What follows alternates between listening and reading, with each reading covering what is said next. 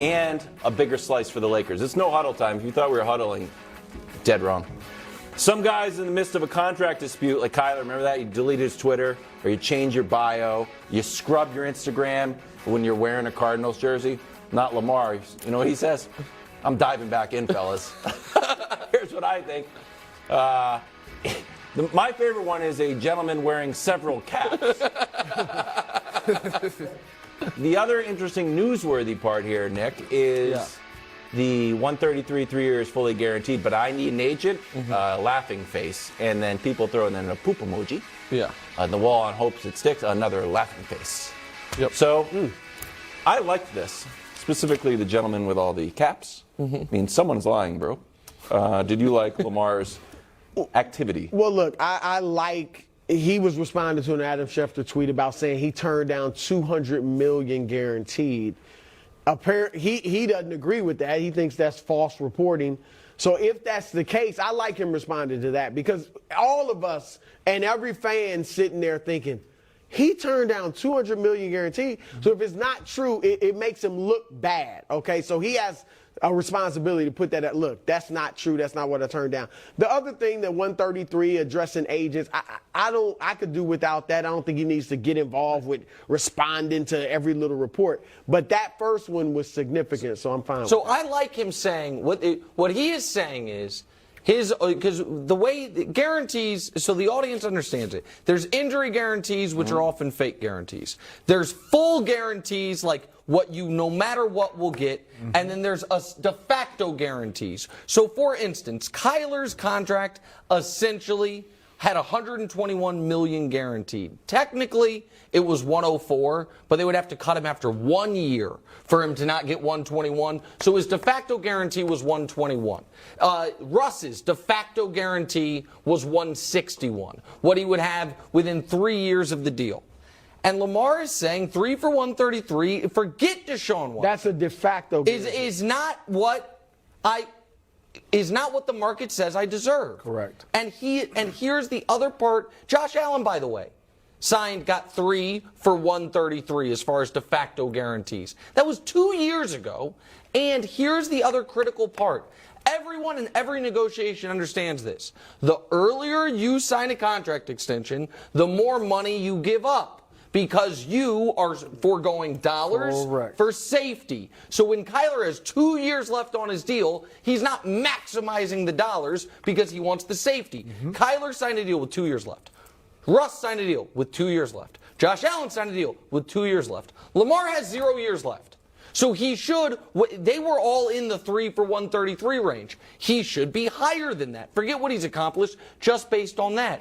So I do think that's valuable information, and I think it shows how far apart the Ravens and Lamar are for good reason. They are offering him a contract that would make sense if he had 2 years left on his deal when he has 0 years left on his deal. Yeah, I loved it. I absolutely loved it for the reasons that you said. We're talking about credible sources that we all, as soon as we see them report it, it's like, oh, shoot. This is it. This is fact. But Lamar's like, no. This isn't true. And there would be such a dark cloud or a stain on Lamar if he doesn't do this, because he doesn't have representation outside of himself and family, his mom. Like, so he has to say something. It's very reminiscent of early in the playoffs when everybody was saying why he wasn't playing and what he could play and all that was coming out of Baltimore. He's like, no, this is what it is. This is my injury. This is what I'm dealing with. He only speaks when it's like, you know what? Let me quiet this. Yeah, but that was different, don't you think? Like the injury one, all of a sudden, it was like a formal press release, and this is like memes and emojis. Yeah, but it is because but he has to say something. For those of you who don't know what all the baseball caps is, that means you're lying. Yeah. Like, I think everyone knows that. I don't know if Brew actually knew that. Wow! Shots fired! He's been waiting 3 weeks to get that in. I'm not going to say why, but I know why. Wow, it must have been when we weren't here. Yes. The day you and I were off, when Drew was running the show, he must have shots fired over there. I was the leader of the show that day. Yeah. It was fun. It was fun. I'm glad he's sitting back over here. Sorry, so Hubs is yelling at me. Sorry. We're moving on to Russell Wilson in Denver. Uh-oh. Sorry, Hut. What do you mean, uh-oh? This is your squad. Well, Broncos have spent $219 million during day one of free agency. You know, Also, they Patriots can run did the this. wing T. Remember this? We were like, so excited, and then nothing happened. No one else was that excited. You were like, Jonnu Smith, Hunter Henry, the new Gronk and Hernandez, and no one else believed it. Ben Powers, you got a guard. You got Jarrett the Javelin. It's a lot of money for a backup quarterback. Well, it is. you I wanted the agree defense, with you on got that. some defenders. Brew, do you like this? They strengthened the offensive line. There you go. You got 2 offensive linemen from top 10 units in the league. Boom. Look, there's no excuses for Russ. You got the coach that he wanted, who we know is great with quarterbacks. You're strengthening the offensive line. We'll see what they end up doing with the skill position players, but they were pretty good last year, I thought. And you got Javonte Williams coming back, presumably, as a running back. The defense we know was legit. So there's no excuses. If Russ is close to what he used to be, then they should be a good team and fight for the playoffs, if not make it. Okay. Go ahead. I agree. I think this is poised for him to bounce back. Look, the organization is doing their part. They're putting pieces in place to where it's like, okay, we're providing you with this. We got the coach who's in place. We know he's going to put together a great scheme. Now it's like, what are you going to bring They're to the table? building a team that can win despite quarterback play. That's what they're trying to do. A run first, defense oriented. They definitely want to be able to support They want to him be with the able to run the ball. No doubt. What they are trying to do smartly, I believe. Right.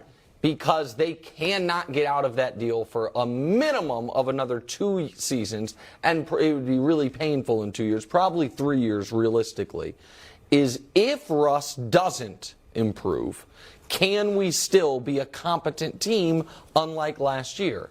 And so they're trying to get a road grader right tackle, trying to get a big, powerful guard, so they can run a lot of the offense that Russ hated so much in Seattle when he wasn't being allowed to cook. Like, that is what's I think Sean Payton understands that it is.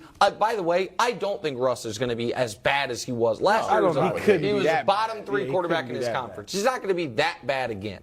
But I think Sean Payton is open to the possibility, Wilds, that he's not going to be good, that he's going to be mediocre, like that the best Russ is going to be is league average. And if that's the case, you got to find other ways to win. And I think the Broncos want to win in relative short order. You know what I want to see? A little Taysom Hill action. A little Taysom Hill, Sean Payton. Trade for Taysom Hill? Well, I don't know. Remember that contract's like $200 million. I don't know if it's going to work. Coming up after the break, it's Title Pie. It's one of the best segments we've ever done.